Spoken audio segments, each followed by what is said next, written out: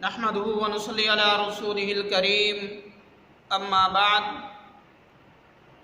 اعوذ باللہ من الشیطان الرجیم بسم اللہ الرحمن الرحیم لیلۃ القدر خیر من الف شہر صدق اللہ العلی العظیم۔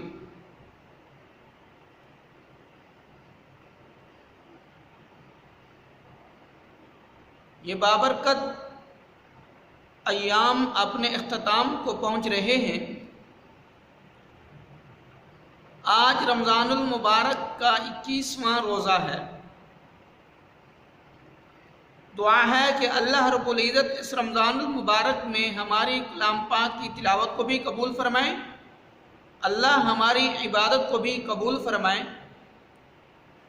اس رمضان المبارک کا پہلا عشرہ رحمت کا عشرہ ہے۔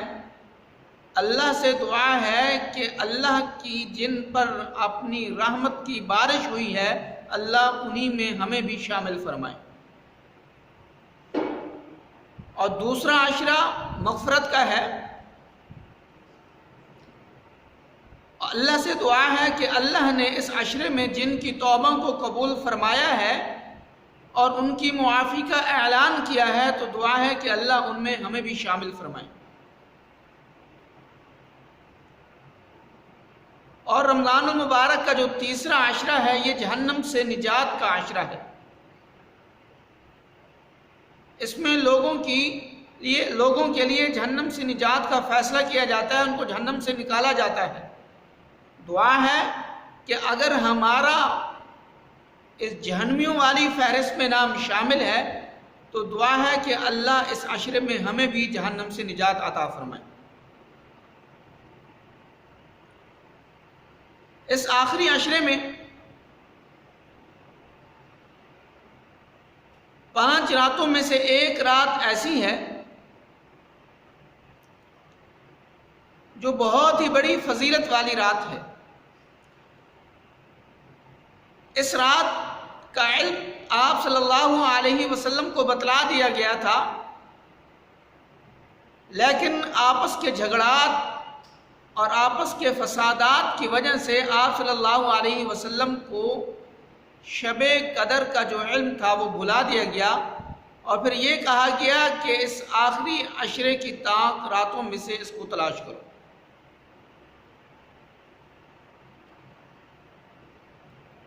حضرت ابی بن کعب رضی اللہ تعالی عنہ فرماتے ہیں اور وہ قسم اٹھا کر کہتے ہیں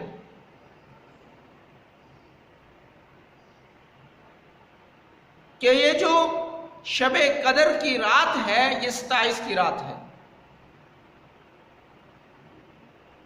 میرا جو خیال ہے انہوں نے یہ قسم اس وجہ سے اٹھائی کہ انہوں نے اپنی زندگی میں 27 کی رات میں ہی شب قدر کو پایا، تو جس کی وجہ سے انہوں نے یہ قسم اٹھا دی۔ اور آپ صلی اللہ علیہ وسلم کا فرمان مبارک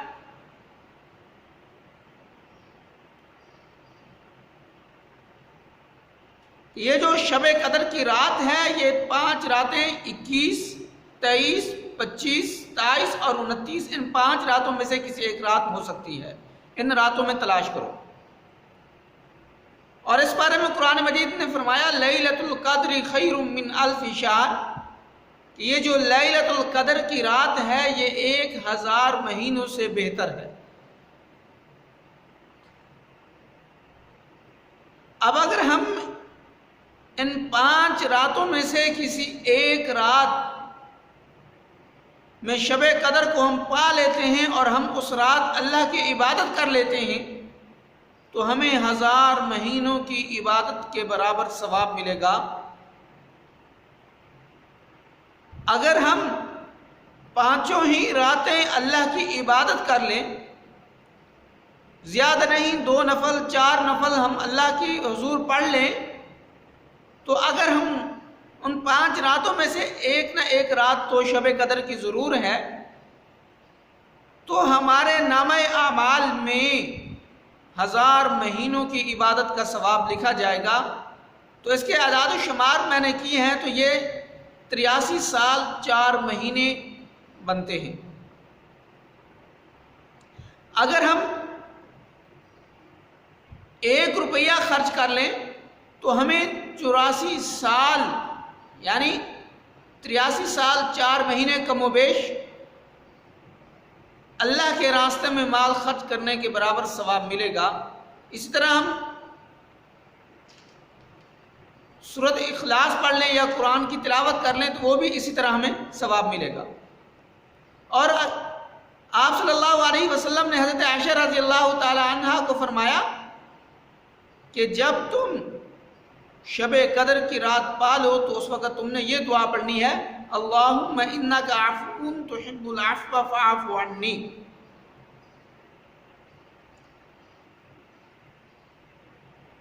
اور اس رات اللہ رب العزت کی طرف سے بہت ہی عام معافی کا اعلان ہوتا ہے، لیکن کچھ لوگ ایسے بھی ہیں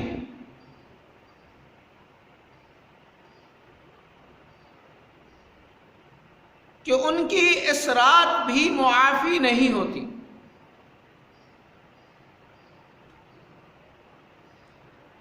ان میں سے ایک ہے اللہ کے ساتھ شرک کرنے والا،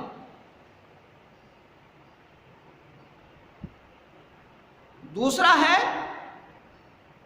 اپنے ماں باپ کا نافرمان، تیسرا شرابی، شراب کا عادی، چوتھا رشتے داروں کے ساتھ تعلقات کو توڑنے والا، پانچواں اپنے دل میں بغض کینہ حسد رکھنے والا۔ شرک کرنے والا جب تک اپنے اس گناہ سے پکی توبہ نہیں کرے گا، جب تک اپنے اس گناہ سے باز نہیں آئے گا، اس وقت تک اس کا یہ گناہ معاف نہیں ہوگا۔ ماں باپ کا نافرمان، ماں باپ کا دل دکھانے والا، وہ بھی اپنے اس گناہ سے معافی نہیں مانگے گا، اپنے اس گناہ سے باز نہیں آئے گا، اس کی بھی یہ توبہ قبول نہیں ہوگی، اس کے یہ روزے ہیں، اس کی یہ ساری عبادت ہے، کچھ بھی اس کا قابل قبول نہیں ہوگا۔ اسی طرح شرابی ہے، اسی طرح آپس کے تعلقات کو توڑنے والا ہے اور دل میں بغض حسد کینہ رکھنے والا ہے۔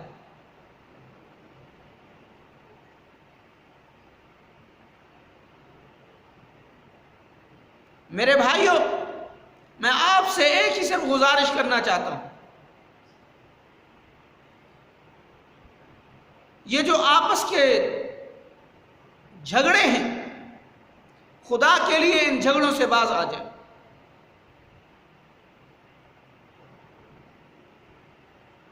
اگر آپ چاہتے ہیں کہ اللہ کے ہاں ہمارے رمضان المبارک کی پوری عبادت قابل قبول ہو، نماز تراویح میں کلام پاک کا پڑھنا قابل قبول ہو، نماز تراویح میں کلام پاک کا سننا قابل قبول ہو، ہمارے روزے قابل قبول ہوں، اور رمضان المبارک میں اللہ کے راستے میں مال خرچ کرنا قابل قبول ہو، اور ہمارے گناہوں کو معاف کیا جائے، تو ہمیں آپس کے تعلقات کو آپس میں جوڑنا پڑے گا۔ اور اسی طرح حدیث مبارک کا مفہوم ہے لا يدخل الجنت قاطع۔ آپ صلی اللہ علیہ وسلم فرماتے ہیں کہ جو آپس کے تعلقات کو توڑنے والے ہیں وہ جنت میں کبھی بھی داخل نہیں ہو سکتے۔ اب فیصلہ ہم لوگوں نے کرنا ہے، آیا کہ اب ہم جنت میں جانا چاہتے ہیں یا ہم جنت میں نہیں جانا چاہتے۔ اگر ہم جنت میں جانا چاہتے ہیں تو ہمیں اس گناہ سے اللہ سے معافی مانگنی پڑے گی، ہمیں آپس کے تعلقات کو جوڑنا پڑے گا۔ اگر ہم اسی طرح آپس کے تعلقات کو توڑتے رہے تو پھر ہمارا جنت میں کوئی حصہ نہیں ہے، پھر ہمیں صرف جہنم میں جانا پڑے گا۔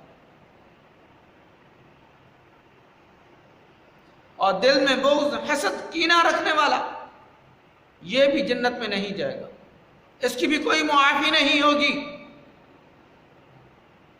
کیوں کہ یہ اپنے دوسرے مسلمان بھائیوں سے اس میں دو چیزیں ہیں، ایک ہے صرف نفرت کرنا، وقتی طور پر نفرت کرنا، اس کی تو کچھ نہ کچھ گنجائش ہے، یعنی کہ اگر کسی سے کوئی نفرت کی ہے تو اس کی کسی پورے کام کی وجہ سے کی ہے، اس کو کہہ دیا کہ بھئی آپ اپنے اس کام سے باز آ جاؤ، نہیں تو پھر میں آپ سے کچھ عرصے کے لیے بات چیت نہیں کروں گا، وگرنہ میں آپ سے ناراض ہوں۔ اور ایک ہے دل میں نفرت بھی ہے اور ایک ہے اس کو نقصان پہنچانا بھی، نفرت کے ساتھ ساتھ اس کو نقصان پہنچانا، یہ بہت زیادہ خطرناک ہے۔ اس کی بھی پورے رمضان المبارک کی عبادت قابل قبول نہیں ہوگی، اس کے بھی روزے قابل قبول نہیں ہوں گے۔ اور ماں باپ کا جو نافرمان ہے، یہاں تک آیا ہے کہ اس کی عبادت تک قبول نہیں ہوتی جب تک وہ اپنے ماں باپ سے معافی نہیں مانگ لیتا، جب تک وہ اللہ سے معافی نہیں مانگ لیتا۔ تو دعا ہے کہ جو کچھ ہم نے کہا ہے اللہ ہم سب کو صحیح معنی میں اس پر عمل کرنے کی توفیق عطا فرمائے، اور آپ حضرات سے گزارش ہے کہ آپ ہماری پوری ویڈیو دیکھیں بھی صحیح اور اس کو لائک بھی کریں اور اپنے دوستوں تک اس ویڈیو کو پہنچائیں بھی صحیح، اور اس کو شیئر بھی کریں اور اس کو سبسکرائب کریں تاکہ ہماری آنے والی نئی ویڈیوز آپ تک آسانی کے ساتھ پہنچ سکیں۔ وما علینا الا البلاغ المبین۔